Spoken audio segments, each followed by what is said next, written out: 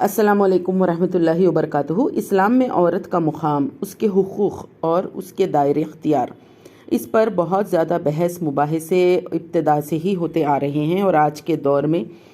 خاص طور پہ جو پوری عالمی سطح پر ایک گلوبل موومنٹ ہے فیمنسٹس کا اور اینٹی اسلامک فورسز کا، اسلام دشمن طاقتوں کا،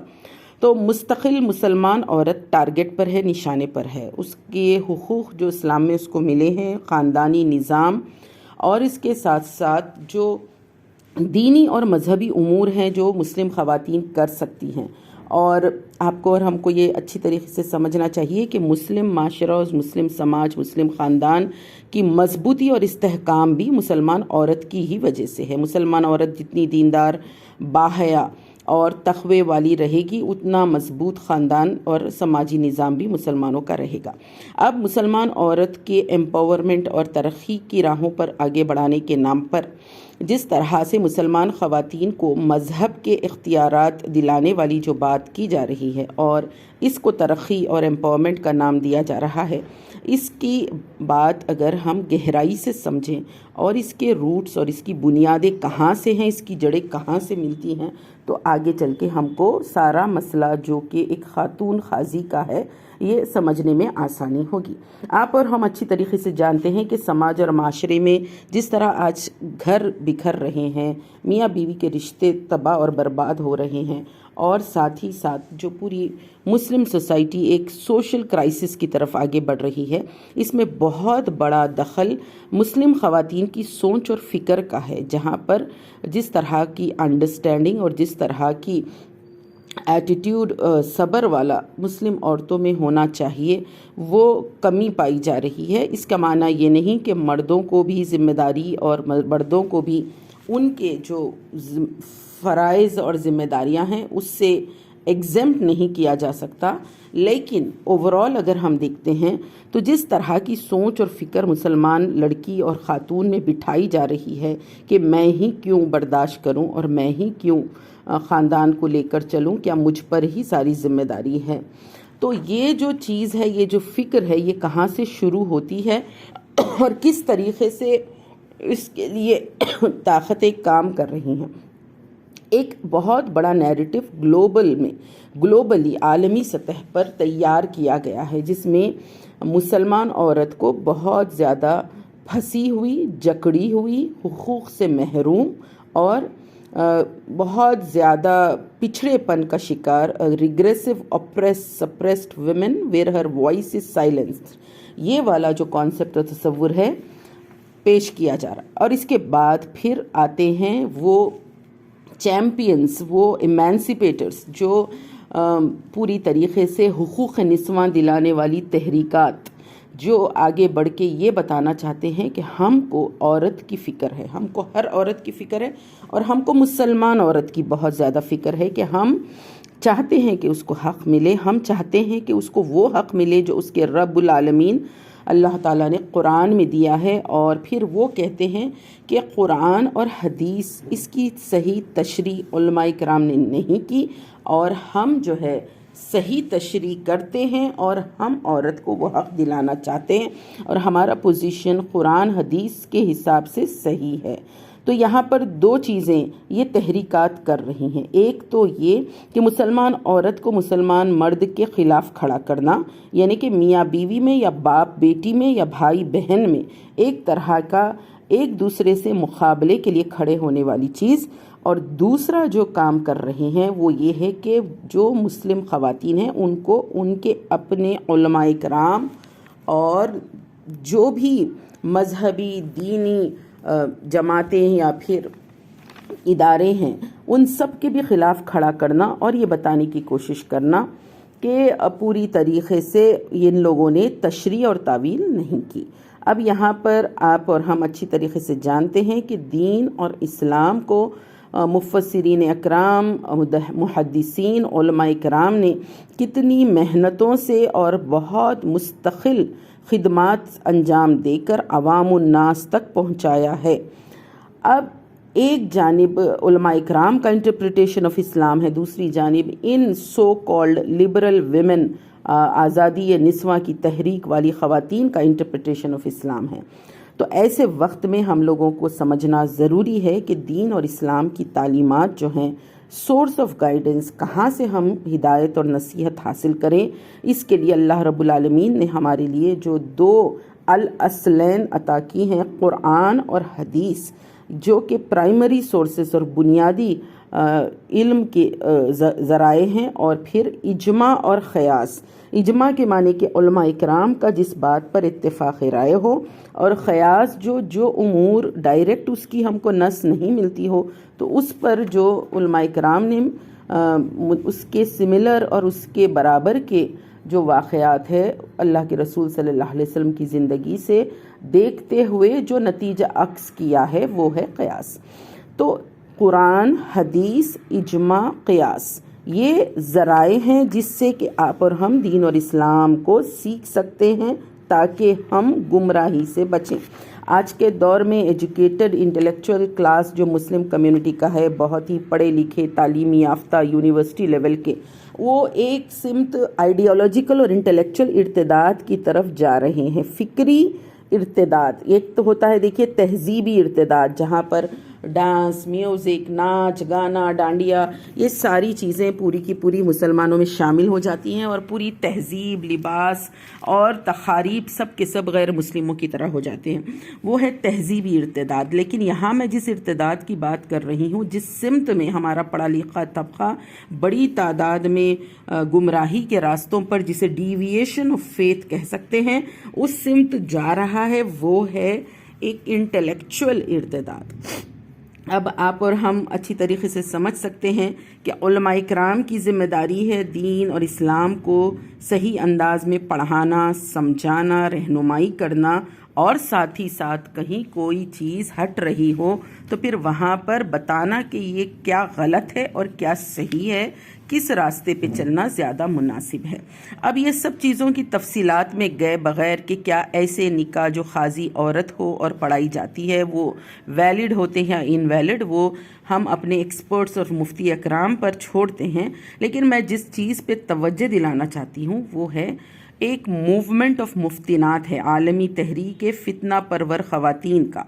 اور ان کی جو آئیڈیالوجی ہے وہ ان کے ایجنڈے سے سمجھی جا سکتی ہے۔ سب سے پہلے یہاں پر میں ذکر ضروری سمجھتی ہوں آمنہ ودود کا، جنہوں نے 16 مارچ 2005 کو خواتین کی جمعہ کی نماز ایک مسجد میں، خواتین اور مرد حضرات کی نماز جمعہ کے دن انہوں نے پڑھائی تھی۔ 50 لوگ تھے، اور یہ جو چیز ہے پورے دنیا کی تمام میڈیا، نیوز پیپرز میں بہت زیادہ ہائی لائٹ کر کے اس کو پروپیگیٹ اور پروموٹ کیا گیا تھا، اور یہ بتایا جا رہا تھا کہ یہ ہے ویمن ایمپاورمنٹ، کہ عورت امامت کر رہی ہے مسجد میں اور جمعہ کی نماز میں۔ اس کے بعد فوری ایک اور نیوز آئی ہالینڈ ایمسٹرڈیم کی، کہ وہاں پر ایک خاتون ایکٹیوسٹ، انہوں نے، ان کا نام ہے نویل التساردی، ادیبہ نویل التساردی، انہوں نے جو کیا، انہوں نے ایک مسجد قائم کی، اور اس مسجد کی انوگریشن انہوں نے کیا یہ کہتے ہوئے کہ اب میل پیٹریارکی اور مردوں کی جو بالادستی ہے مذہب پر، اب یہ ہم ختم کر رہے ہیں، اور ہماری جو تنظیم ہے وہ برابری کے حقوق دلانے کے لیے فعال اور متحرک رہے گی۔ ہماری مسجد کی خاصیت یہ ہے کہ یہاں پر عورتیں امامت کریں گی، یعنی کہ نماز میں آگے ٹھہریں گی، اور اس کے ساتھ جو دوسری چیز ہے کہ اذاں بھی عورتیں دیں گی۔ تو آپ یہ سمجھ سکتے ہیں کہ یہ جسٹس اور ایکوالٹی کے نام پر ایک مسجد بنا دی گئی۔ یہ خاتون ایجپٹ کی ہیں، اور وہاں سے وہ مرتد ہو کر گئی ہیں ہالینڈ میں، اور انہوں نے حج اور اسی طریقے سے مسلمانوں کے خاندانی نظام پر کچھ چیزیں ایسی کہی تھی جس سے کہ ان کے علماء اکرام نے وہاں کے ایجپٹ کے، مصر کے، انہوں نے اس کو مرتد قرار دیا تھا۔ اب یہ جو باغی خواتین ہیں، ان کا ایک بہت بڑا ٹولہ ہے اور ایک گروپ ہے اور ان کی ایک لابی ہے، اور یہ لوگ سب آپس میں کنیکٹڈ ہیں، سب کی آپس میں یہی کوششیں ہیں۔ مطلب یہ اکیلے تنہا یہ کام نہیں کر رہے ہیں، یہ فیس آف اے موومنٹ ہے، یہ جو ایک پوری کی پوری فتنوں کی طرف اور گمراہی کی طرف لے جانے والی ایک اوورال، آپ کہہ سکتے ہیں اس کو ایک آئیڈیالوجیکل وارفیئر۔ تو اس میں جو ہے بہت زیادہ ایسی طاقتیں ہیں جو اسلام دشمن طاقتیں ہیں، وہ پشت پناہی کر رہی ہیں ان خواتین کی جو پوری طریقے سے خواتین کے حقوق کے نام لے کر مسلمان پڑھی لکھی لڑکیوں کو گمراہ کرتی ہیں. یعنی یہ بیکنگ ایسے بھی ممالک کر رہے ہیں جیسے کہ یونائٹڈ اسٹیٹس آف امریکہ، جہاں پر اب تک کوئی ایک عورت پریسیڈنٹ یا پرائم منسٹر نہیں بنی، جبکہ غریب ممالک جیسے بنگلہ دیش ہو یا پھر کوئی مسلم کنٹریز ہوں، وہاں مسلم خواتین پرائم منسٹر بھی بنی ہے، پریسیڈنٹ بھی بنی ہے. لیکن اس کے باوجود ان سب کا پروپیگنڈا اور ان کی جو تحریکات ہے وہ مسلمان ممالک اور مسلم خواتین کی طرف ہی فوکسڈ ہیں، اور ہر جگہ ان کی جو کوششیں ہیں وہ یہی ہیں کہ مسلمان عورتیں سپریسڈ ہیں اور ہماری جو کوششیں ہیں ان کو آزادی دلانے میں وہ بڑھنی چاہیے. آمنہ ودود کے ساتھ ایک اور خاتون کا یہاں پر نام لینا ضروری سمجھتی ہوں، وہ ہے اسرا نعمانی، جو کہ وال اسٹریٹ جرنل کی رپورٹر ہیں. ان کے بارے میں آپ گوگل کر کے معلوم کر سکتے ہیں. ان کی کتابیں تانترکا، اسٹینڈنگ الون ان مکہ، یہ کتابوں کو آپ دیکھ لیں گے تو یہ کیسی گمراہ کن خاتون ہیں اور کس طریقے سے انہوں نے اپنے نام کے ساتھ جو نعمانی ہے اس کا بھی استعمال کیا ہے. جو مولانا شبلی نعمانی ہیں ان کی گرینڈ ڈاٹر مومنہ سہیل نے اس خاتون کے بارے میں کہا کہ ان کا کوئی بھی تعلق نعمانی خاندان سے نہیں ہے، لیکن اس کے باوجود یہ جو اسرا نعمانی ہیں یہ ہمالیہ کے پہاڑوں میں رہی ہیں، بدھزم کے قریب رہی ہیں، ہندوازم کے قریب رہی ہیں، آشرموں میں انہوں نے وقت گزارا ہے، کمبھ میلے میں انہوں نے وقت گزارا ہے، ٹیمپلز گئی ہیں. وہ بہت زیادہ جو ہے لارڈ شیوا سے امپریسڈ ہیں، اس طرح وہ کتابوں میں لکھتی ہیں، اور وہ VHP سے بھی بہت کلوز ہیں. ان کی کتابوں میں انہوں نے ناری شکتی، ہندوازم کی بہت تعریف کی، یوگا کی بھی تعریف کی، ساتھ ہی ساتھ انہوں نے اسلام پر، نبی صلی اللہ علیہ وسلم پر، اسلام کے تصور عبادت پر، نکاح پر، ولیمہ پر، یہ سب چیزوں پر بہت زیادہ تنقیدیں کی ہیں. اور اس کے ساتھ ساتھ ایک بہت ہی گری ہوئی جو چیز ہے جس کے لیے وہ فائٹ کر رہی ہیں کہ بغیر شادی کا جو اولاد بچہ پیدا ہوگا اس کو بھی اتنے حقوق ملنے چاہیے. انہوں نے خود نے اپنا تعلق ایک یہودی ڈینیل پرل سے رکھا اور اس سے جو ان کی بچہ پیدا ہوا اس کا نام انہوں نے ڈینیل شبلی نعمانی رکھا. تو اس سے آپ سمجھ سکتے ہیں کہ یہ کس طرح کی ذہنیت ہے اور کس سمت یہ ساری چیزیں لے جانا چاہتی ہیں. اب ان سب خواتین کی جو بنیادی باتیں ہیں اس میں سب سے فرسٹ یہ ہے کہ ہم عورتوں کو اپنے خوابگاہوں سے مساجد تک آزادی دلانا چاہتے ہیں، مطلب to get women freedom from bedroom to مسجدس. اب آپ اگر ہمارے ملک ہندوستان میں سپریم کورٹ میں میرائٹل ریپ کا جو کیس ہے چل رہا ہے تو آپ سمجھ سکتے ہیں، اور مسجد موومنٹس بھی کچھ سو کالڈ لبرل خواتین کی طرف سے چلائی جا رہی ہیں تو آپ کو یہ بات اور اچھی سمجھ میں آئے گی. پھر اسی طریقے سے ان کا کہنا ہے دوسرا مطالبہ کہ جو بھی relation ships out side marriage ہوتے ہیں، بغیر نکاح کے جو رشتے ہوتے ہیں، ان کو بھی اتنا ہی لیگل قانونی حق ملنا چاہیے اور ان کو انلیجیٹمیٹ یا جو بھی اس طرح کہا جاتا ہے وہ نہ کہا جائے. تیسری ان کی مطالبہ یہ ہے ان بچوں کو بھی برابر کا حق ملنا چاہیے اور وہ جو حاملہ خواتین ہیں ان پہ بہت زیادہ رحم کیا جائے اور ان سے نرمی کا معاملہ کیا جائے. چوتھی چیز یہ ہے کہ عورتوں کو ابارشن کے رائٹس رہے کہ وہ اپنے رحم میں اگر کوئی ناجائز بچہ ہو تو اس کو گرا سکے. پانچواں ان کا مطالبہ یہ ہے فیملی سسٹم اور ارینج سسٹم آف میرج جو خاندان کے بڑے لوگ مل کر طے کرتے ہیں اور رشتے ڈھونڈتے ہیں، یہ سسٹم بہت غلط ہے، اس کو ختم کرنا چاہیے. لو میرجز کو پروموٹ کرنا چاہیے جہاں دونوں پارٹنرز ایک دوسرے کو پہلے سمجھتے ہیں، انڈرسٹینڈ کرتے ہیں، کچھ وقت گزارتے ہیں. تو یہ والا جو طریقہ ہے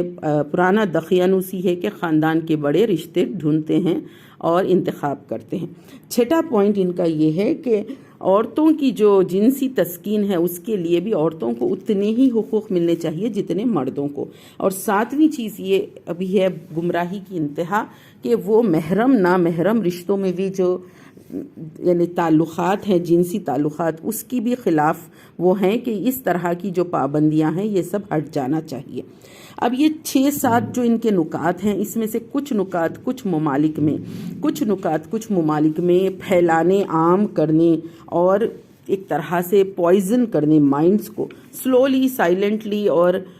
ایسے آرگنائزیشنز کے ساتھ کوآرڈینیٹ کرتے ہوئے وہ ہر مسلم ملک یا مسلم آبادیوں کی طرف بڑھ رہی ہیں. اور بہت سارے ان کے جو چیزیں ہیں آپ کو انٹرنیٹ پہ مل جائیں گی. لیکن میں یہاں پر یہ بات بتانا چاہتی ہوں کہ ہمارے ملک ہندوستان میں 2013 میں آمنہ ودود نے انڈیا کا دورہ کیا تھا، اور گجرات کی جو یہ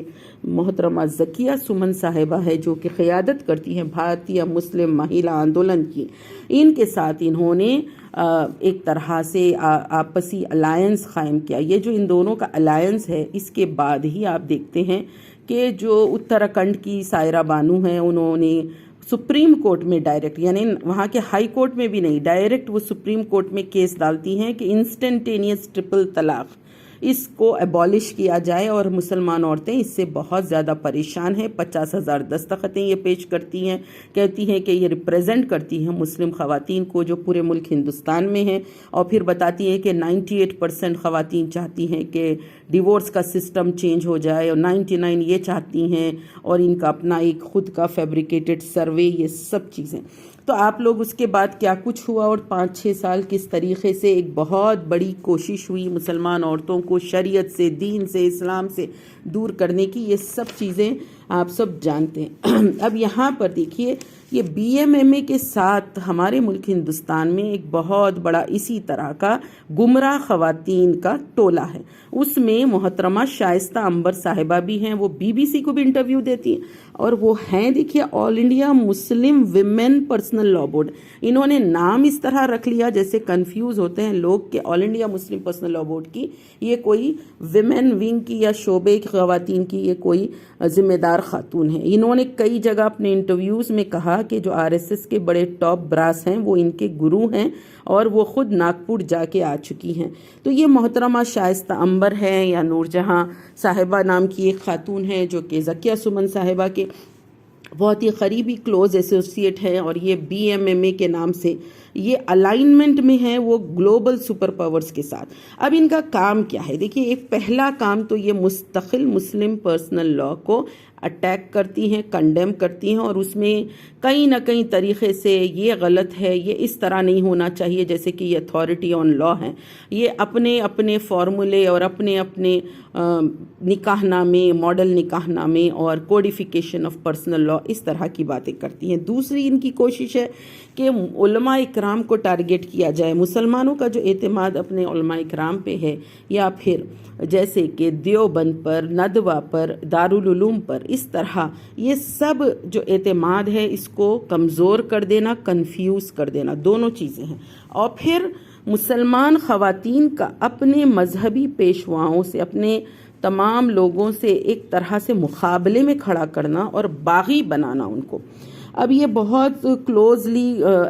الائنڈ اور ایسوسیٹڈ ہیں ہمارے ملک ہندوستان میں، لیفٹسٹ موومنٹس بھی ہیں، کمیونسٹ موومنٹس بھی ہیں، فیمنسٹ موومنٹس بھی ہیں، تو یہ سب مل کر ایک بہت بڑا ان کا سرکل بن گیا ہے۔ اب ذکیہ سمن صاحبہ کے بارے میں تو سب جانتے ہی ہیں، ان کے شوہر خود ہندو ہیں، یہ کس طرح اسلام کی نمائندہ ہیں یہ ہم کہہ ہی نہیں سکتے، کیونکہ ہمارے ملک ہندوستان کی 99.99% مسلم خواتین شریعت اسلامی کے معاملے میں، مسلم پرسنل لاء کے معاملے میں پوری طریقے سے اپنے علماء اکرام کے ساتھ، اور ساتھ ہی ساتھ جو حق ہے اور جو سچ ہے اس کے ساتھ ٹھہری ہوئی ہیں۔ یہ لوگ آج فرنج ایلیمنٹس ہیں، بس ایک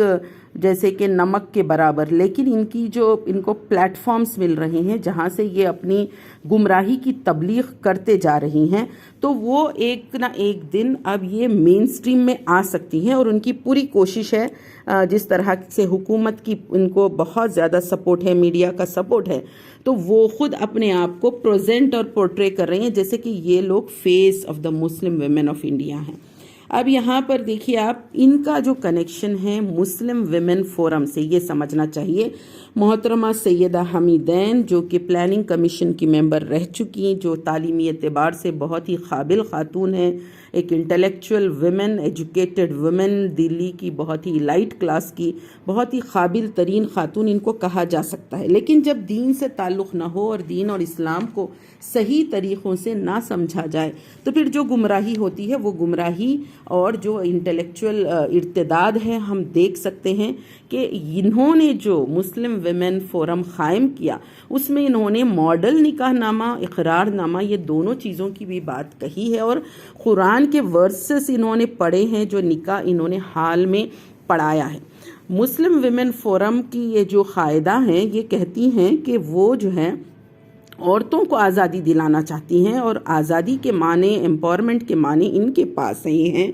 کہ وہ عورت کو قاضی بنانا چاہتی ہیں، مطلب ایک کلیم اوور دا ریلیجن، مذہبی امور پر عورتوں کا اختیار، اور اس کے لیے انہوں نے شروع کیا قاضی بننے سے، اور انہوں نے کہا کہ دین اور اسلام میں کہیں پر بھی شریعت میں یہ بات نہیں ہے کہ عورت قضاءت کی ذمہ داری نہ نبھائے۔ اب اس میں ہم اس بحث میں نہیں جائیں گے کہ خاری و نکاح پڑھانے میں قاضی کا تو رول ایڈمنسٹریٹو ہوتا ہے، نکاح کے لیے تو ایجاب، قبول، مہر، گواہان اور محرم نامحرم رشتے یہ سب چیک کر لیے جاتے ہیں، اور اس کے بعد یہ ویلڈ ہوتا ہے، اور مفتی حضرات اس پر زیادہ کمنٹ کر سکتے ہیں۔ لیکن یہاں ایمپاورمنٹ کے نام پر وومن قاضی کے طور پر ان کو جو میڈیا سپیس اس وقت دی گئی،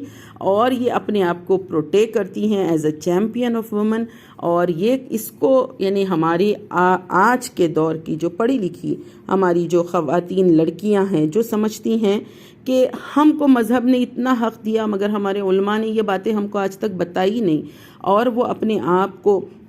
ایک طریقے سے دور کر لیتی ہیں اپنے مذہبی جو لوگ ہیں ان سے، تو ایسے وقت میں ہم سب کی ذمہ داری بنتی ہے کہ ہم بتائیں یہاں پر کہ محترمہ سیدہ سعیدین کا یہ جو تنظیم ہے فورم، اور پھر ان کے پاس جو ماڈل نکاح نامہ ہے اور اس کا اقرار نامہ ہے، اس کی حقیقت کیا ہے؟ دیکھیے، نکاح کو ہمیشہ سے اسلام دشمن طاقتوں نے ٹارگٹ کیا ہے کہ یہ جو سوشل کانٹریکٹ ہے، اور جس میں اللہ تعالیٰ نے بہت ہی عادلانہ منصفانہ طریقے سے دونوں کے حقوق برابر کے رکھے ہیں اور فطرت کے حساب سے رکھے ہیں، اب اس پر ایک اقرار نامہ ایڈ کرنا، مطلب یہ کہ آپ جب ایک کانٹریکٹ پہ ایک اور کانٹریکٹ ایڈ کرتے ہیں تو کہیں نہ کہیں آپ وہ جو اوریجنل کانٹریکٹ ہے اس پر آپ کا اعتماد ہٹ کر آپ کا پورا بھروسہ جو ہے وہ اقرار نامے پہ ہو جاتا ہے۔ تو نکاح میں نکاح خود ایک کانٹریکٹ ہے، اور اس کے ساتھ کوئی دوسری چیز اگر ایڈ کی جائے تو وہ ایز سچ اے ڈیویشن ہے۔ وہ ابتدا میں تو ایسا نظر آئے گا کہ نہیں ہم شادی میں کنڈیشنز رکھ سکتے ہیں تو ہم کنڈیشنز رکھ رہے ہیں، لیکن یہ کنڈیشنز اور یہ ماڈل نکاح نامہ بجائے علماء اکرام کی طرف سے تیار کیے جانے کے بجائے دیوبند، ندوہ، دارالعلوم میں تیار ہونے کے، یہ تیار ہوتا ہے ایسے جگہوں پر جو پورا ٹارگٹ ان کا ہے کہ مسلمان خواتین کو دین پر مذہبی بالادستی حاصل کرنا، تو پھر ایسے نکاح ناموں کو پوری طریقے سے ریجیکٹ کرنا اور اپنی نوجوان بیٹیوں بچیوں کے سامنے کس طرح سے یہ گمراہی کے دروازے کھولتا ہے، یہ سب چیزیں بتانا بہت ضروری ہے۔ ان کے ساتھ جڑی ہوئی دلی کی سعدیہ دہلوی بھی تھیں، اب ان کا انتقال ہو چکا، وہ بہت ہی زیادہ اپنے آپ کو بھی اسی طرح لبرل کہتے ہوئے وہ مذہبی امور میں وہ خود اپنی بات رکھنے کی کوشش کرتی تھیں، اور اس وقت بھی all India Muslim personal law board کی جانب سے اور خواتین کی تنظیموں کی جانب سے ان کو کہہ دیا گیا کہ جو مذہبی امور ہیں اس میں وہ بات نہ کریں، کیونکہ ان کی خود کی زندگی بالکل فلمی دنیا کی رنگیلیوں سے بھری ہوئی تھی، تو ویسے خواتین ایسی گفتگو کرنا سراسر غلط ہے۔ اسی طرح ایک فلم کی ایکٹر